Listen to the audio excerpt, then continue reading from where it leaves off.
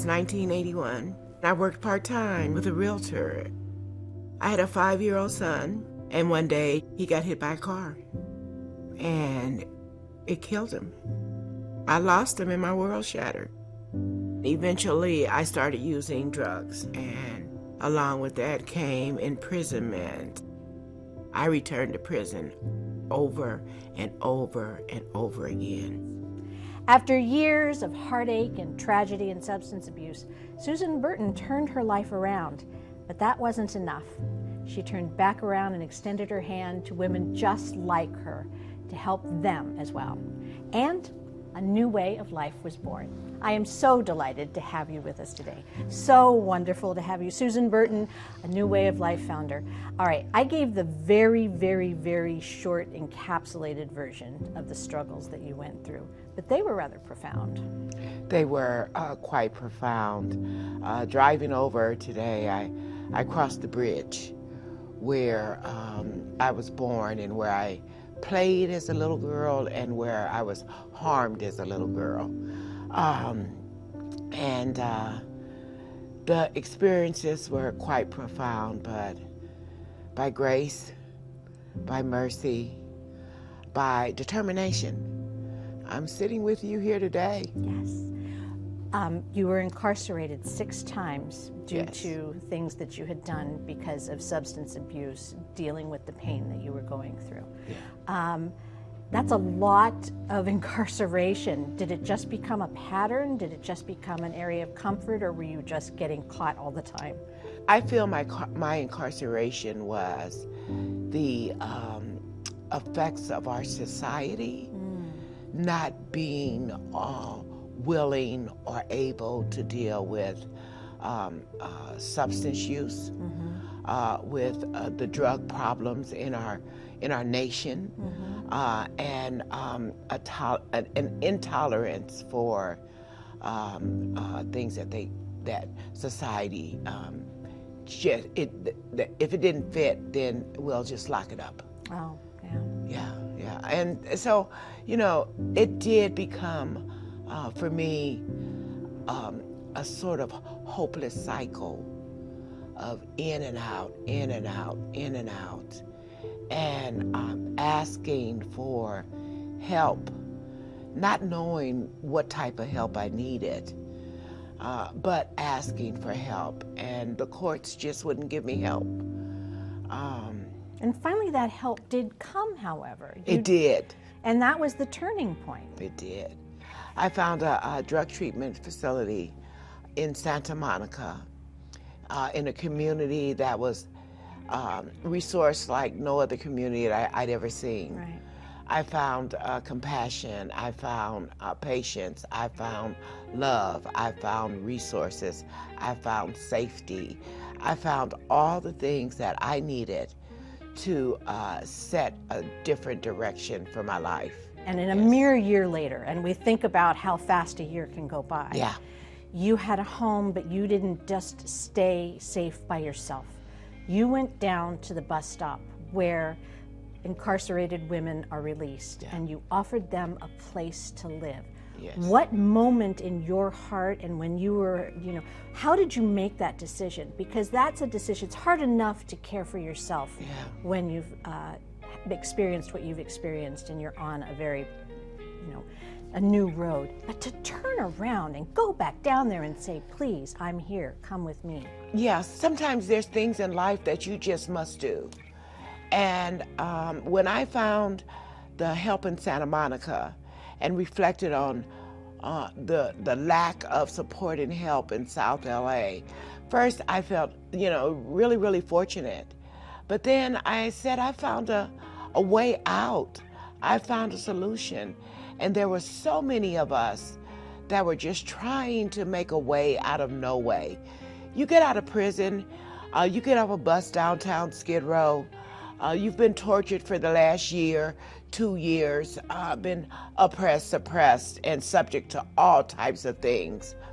And then one day you put on a bus and you're sent back to town with $200, no ID, no social security card. One day, all the choices are given back to you and you have no direction. And just that 3 months of support in Santa Monica changed the whole direction and trajectory for my life. And I thought if I could recreate what I had gotten in Santa Monica, in South LA, then there would be so many women that would just be so much better off.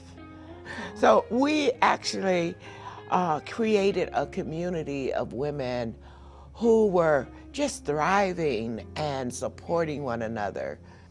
All right, so here we are, Yes. as I said, almost 25 years later. And what is still the same with A New Way of Life in terms of your original intent and what you do, and what is expanded? Because it is exploded. Yes, it has. So what has stayed the same is that we have a kind, loving, comfortable environment for women to come to when they're released from prison. A place for them, a place for their children. But now we have social workers in place. We have a therapist on staff. We have attorneys to help them to get their children back. We have a legal department. We have leadership development, because I believe that when what all that the women have been through, you go through that, you have some leadership skills. Definitely. And so we support them to become leaders of their community, leaders of their household, leaders, and use their voice for good, use their vote for good. So we have 10 homes now. Over 1,200 women have been through our homes. We actually opened 2 more homes during the pandemic. I was going to ask, because there's been a lot of prisoner release during the pandemic in order to, sort of keep the whole thing at bay so it didn't actually spread through the jails and the prisons. How much more need has there been? I mean, there's a great need for housing, for reentry, for housing, period, Sure. in our county, across our state. But the reentry housing is really, really important, because when people are released, they're released with the hopes of starting and building something new for their lives and changing the direction. You obviously have been on this trajectory of giving, but I imagine that there are women that you have helped in the last quarter century that are still friends, and do you celebrate their victories, and you're still all very close, and you may not go shopping together, but things are looking good? We are. Things are looking good. We've had do they come back to help you too? Yes, they come back to help me. They come back to donate. Some of them actually work for us.